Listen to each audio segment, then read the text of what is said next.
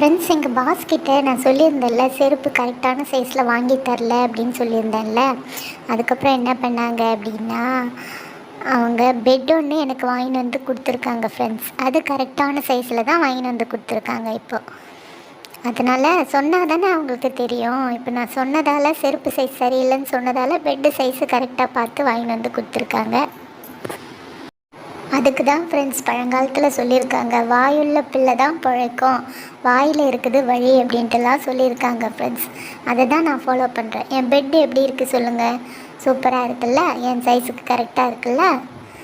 Okay, பிடிச்சிருந்தா ஒரு like பண்ணிவிடுங்க, மற்றவங்களுக்கும் ஷேர் பண்ணிவிடுங்க. பாய். புதுசுன்றதால உடனே அழுக்காக்கக்கூடாது அப்படின்ட்டு நான் கொஞ்ச நேரம் தூரத்துலேருந்தே அதை ரசிக்கிறேன். அதனோட கலரெல்லாம் ரசிச்சுட்டு அதுக்கப்புறம் போய் படுத்துப்பேன். திக்காக நல்லா இருக்குல்ல ஃப்ரெண்ட்ஸ்?